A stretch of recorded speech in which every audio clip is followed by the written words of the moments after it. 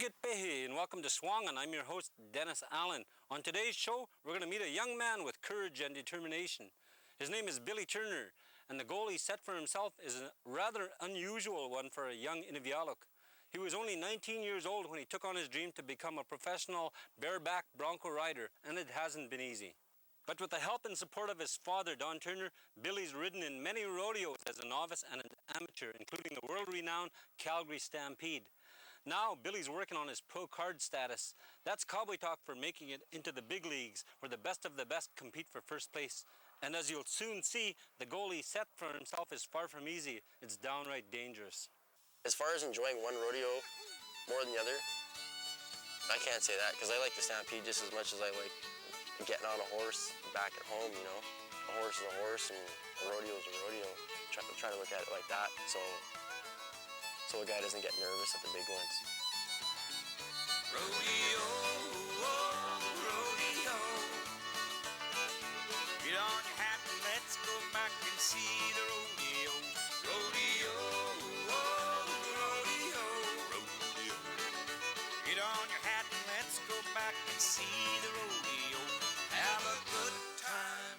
You can feel the sunshine. You can laugh at the clown when he falls down at the rodeo. My mom's side of the family is from Inuvik, Northwest Territories. Yeah, my mom was Kathy Margaret Thrasher, and her father was Tom Thrasher, and her mother was Lucy Thrasher from Inuvik. And her brothers and sisters, they all live there too. This is Billy Turner, Bronco Billy. He's ridden in the Calgary Stampede as a novice, where he's taken second place in the past. But this year he was unable to compete in the Stampede because at 22 he's now too old to ride as a novice anymore. Now he's working toward earning his pro card before he can ride in the Calgary Stampede again. But getting his card won't be easy work, and he knows it. Rodeo, I'd say, is a very dangerous sport. Essentially, every time you crawl into that chute, you're risking your life, but you learn. You learn the hard way that the safest place is on top of that animal. So has Billy managed to stay in the safest place? I've been injured more than I'd like to mention, but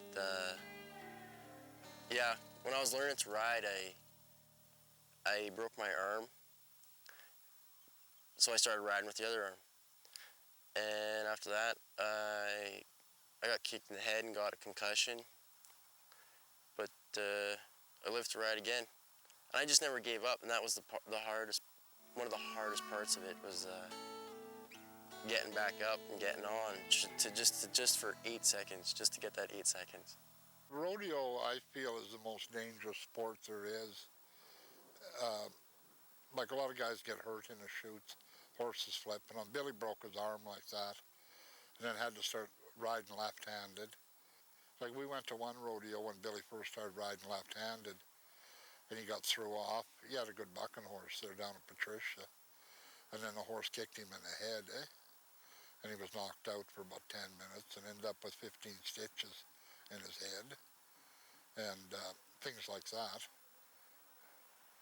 It's a very rough sport, and it ain't for everybody.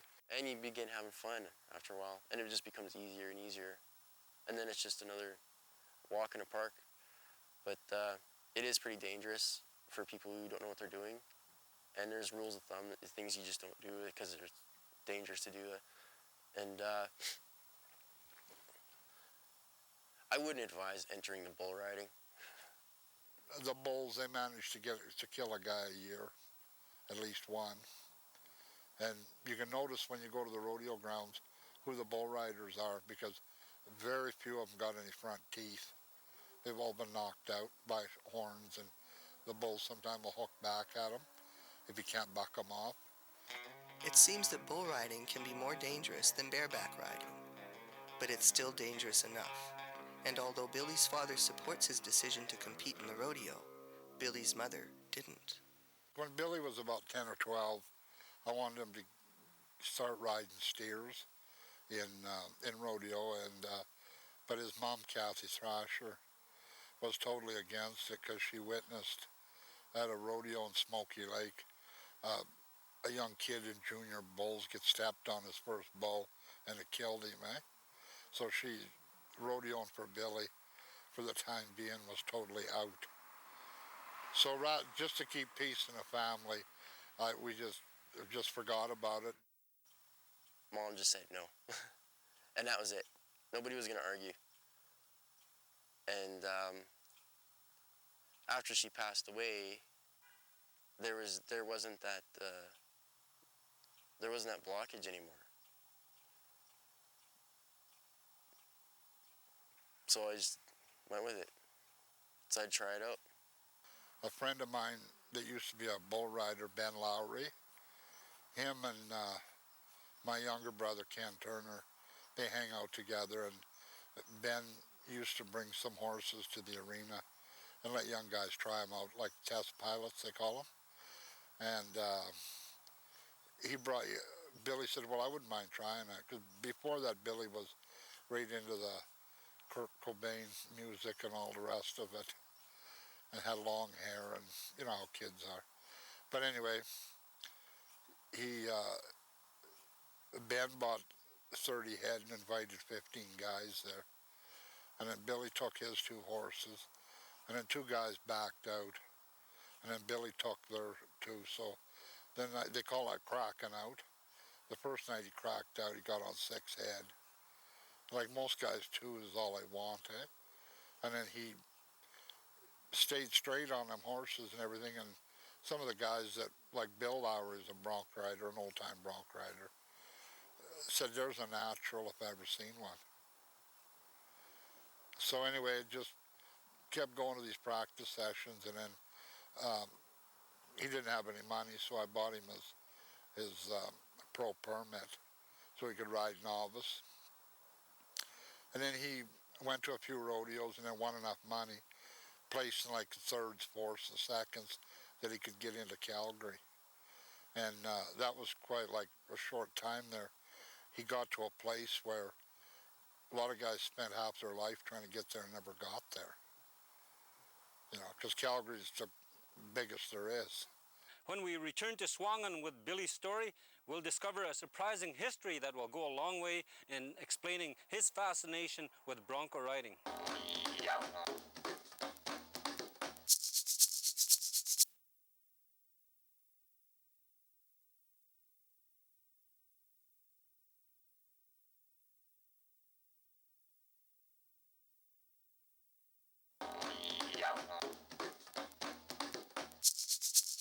Welcome back to SUAANGAN, Our Strength, and more of Bronco Billy's story right here on APTN. Although Billy's mother did not support his becoming a bareback bronco rider, there was a very long family history on his father's side leading back to the rodeo. In fact, an aunt of Billy's was in her own right a rather famous rodeo star. My grandfather on my mom's side, like her dad, his sister rode in 2 of the first Calgary Stampedes, the one in 1912 and then the one in 1919, because there was about 7 years that they didn't have one. And we found a picture of her when she was about in her 20s, early 20s. But at that time, like, I'm not sure whether she went under "Cause I Am a K" or she was married to a guy by the name of Wallace, Red Wallace, I believe his name was. He was an old-time bronc rider from Washington or Oregon, and he was the last of the guys from your 101 Wild West shows, Buffalo Bill shows. Like my dad, back in the 40s, late 30s and the 40s, he had what they call like a bush string of horses that they went to just these like weekend rodeos and stuff like that. And he rode, well, then they called them steers. They were big, like as big as the bulls are today. He rode steers and in saddle broncs a bit. And then he rode with chuck wagon races with the Swains out of Innisfail, but that was all like around the time of the Second World War.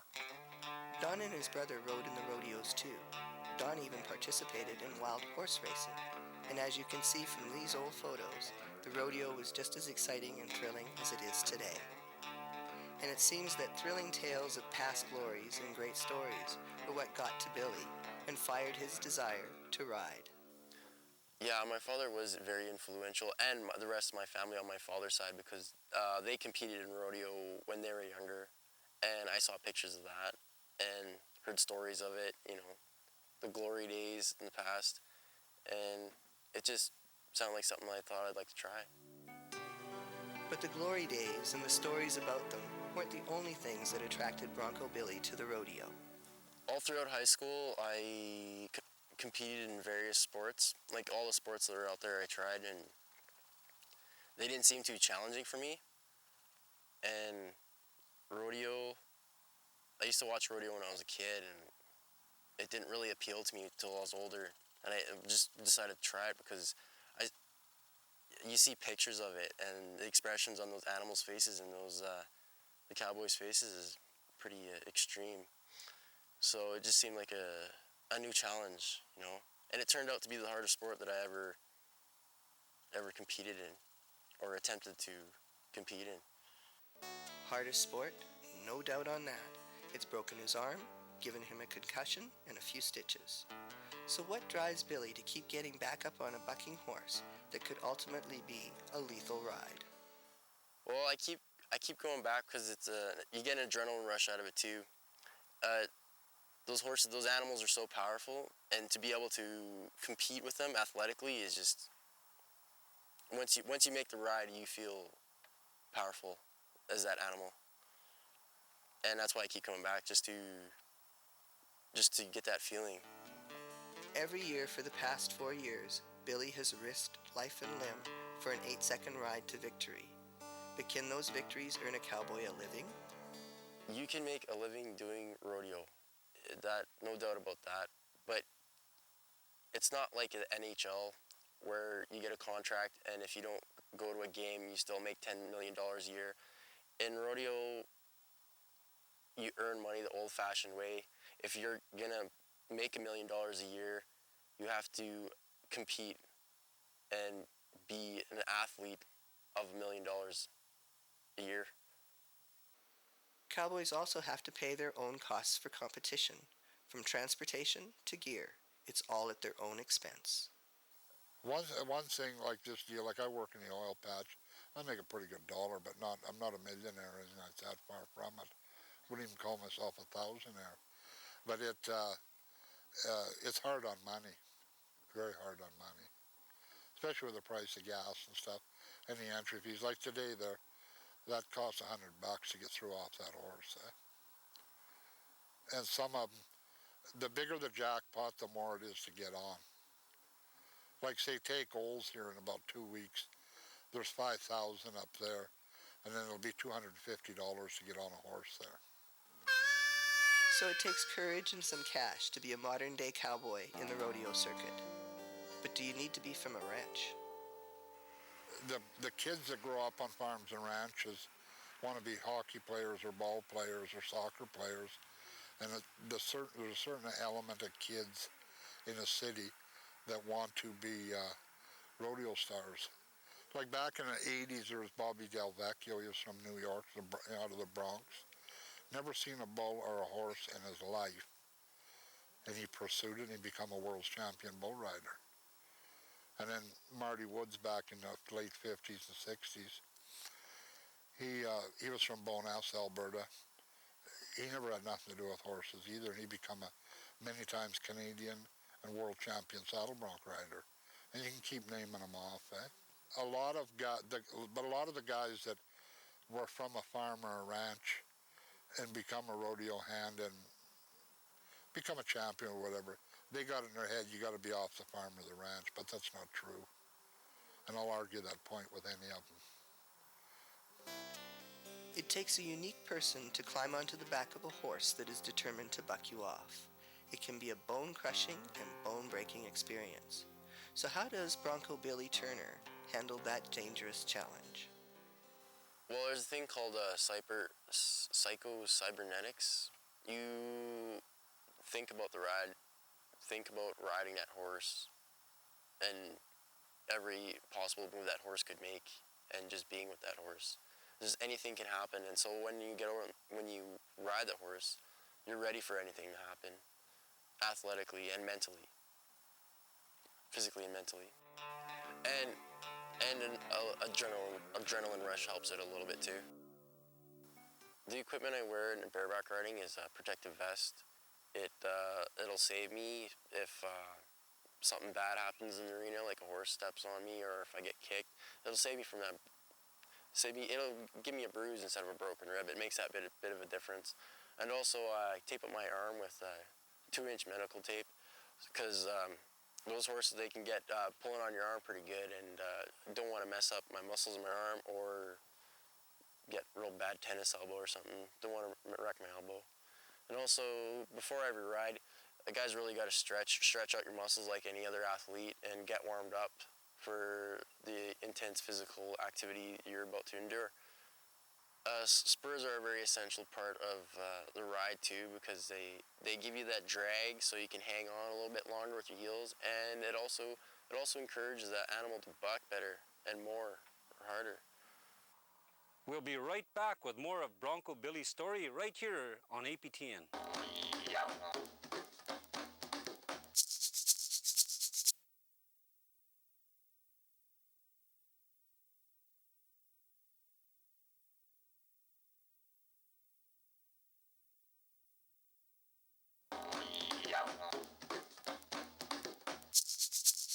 Welcome back to SUAANGAN, Our Strength, and more of Bronco Billy's story right here on APTN. So far in today's show, we've seen how Bronco Billy Turner is pursuing his dream of becoming a bareback bronco rider. In the process, Billy has overcome many obstacles, endured painful injuries, and has exercised a single-minded determination to reach his goal. My plan for rodeo in the future would probably be, because bareback riding is so physically demanding, your body takes quite a beating, and over time, I don't want it to waste me away. So I might go into something a little more easy on the bones, like saddle bronc riding or something like that. But I'll still go to college and pursue other careers. I'm going to college right now for a bachelor arts degree in political science. So that opens a lot of doors for me as to what I want to do. But until then, I'll stick with the rodeo. Well, whatever he wants to do, I'd say, well, like, that's fine. Go ahead. Like, if you want to, like, you make that choice, like, go ahead. I've never ever tried to discourage anybody from getting an education or anything like that. Because, like myself, I hated school, and I only went to grade 7, and then I just left. Made it so rough for the teachers that they were glad to see me go. Because I wanted to go, like, work on a ranch, be a cowboy, whatever, eh? For young people who want to get into rodeo, I would just advise them to just go to these rodeos and meet people. And there's always people willing to help other people who are very interested in it. And if they want to try it, there's always opportunities. There's a lot of good people in rodeo. It's about everybody helping each other out. We've been getting to know Bronco Billy Turner and his determination to become a professional bareback bronco rider. It's an endeavor that is not for the faint of heart. In Billy's occupation, the difference between the thrill of victory and the agony of defeat is a mere 8 seconds. But when you're on the back of a bucking bronco, those 8 seconds can be a lifetime. Okay, ready? Outside, just Billy. Hit the ball, line up. Hang it in him, cowboy. Hit the ball, over here. All dragons burning, he is. Look out. Goal! About 7 seconds, and he goes down. Lost him. No score. When I have a ride that's like 7.5 seconds, I don't feel the same as I do when I make the 8 seconds, but I don't let it get to me too much. That half a second makes a real big difference between feeling good and hoping you do better next time. When you make the 8 seconds, it is a very indescribable feeling. You feel great just walking back to the chutes, and you feel at equal with the horse that you just rode, because sometimes that horse gives it all it can, and it can't buck you off, and you stay on there, and you feel really good, just almost as powerful and talented as that animal. It's a really good feeling. Come on now, Billy Turner, let's get out of there. Let's go, yeah! How about lay back and spur one? Look at the kid's spur stroke. Leaderboard, watch out. How do you like him now? Hey, here's the next one. Now we got a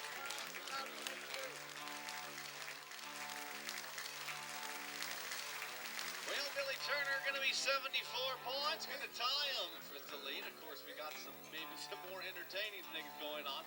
But Billy Turner going to tie Kevin Langevin, 74 points. Now we've got a tie for number one spot in our bareback ride. So it was a pretty good ride.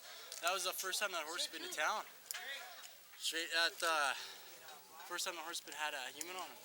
So it was pretty ranked, that's why. I was a little nervous before getting on because I've been on horses that had never been ridden before. And they can get pretty ranked. Pretty athletic, but that one was pretty good. Ran away with my equipment.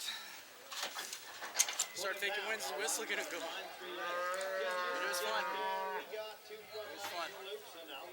I haven't entered a lot of rodeos yet this year, but I went to a charity rodeo a couple of weeks ago, and I won first place and picked up this buffalo right here. Just last night, I went to a little performance up in Fort Assiniboine and got on 2 head horses and won first place there too. So those are just a couple of wins just from the summer here. Get on your hat and let's go back and see the rodeo. Rodeo, oh, rodeo. Get on your hat and let's go back and see the rodeo. Roping, riding, slip and slide at the rodeo. And Uncle Jake and Sister Kate and all the friends we know. Up and down and around and round, see the cowboy spin. Sitting on a bucking bronc, just hanging on the wind. Rodeo, oh, rodeo.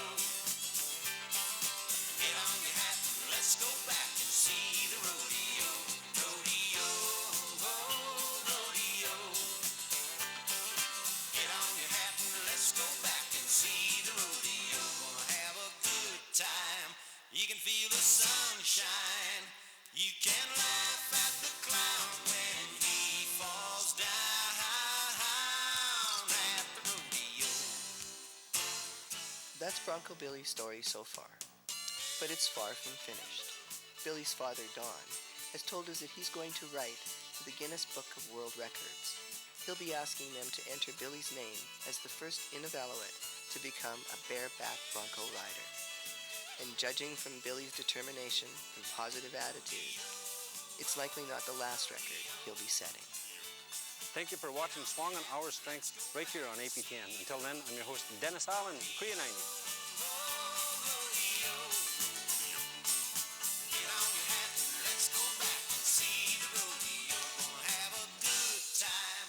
You can feel the sunshine. You can laugh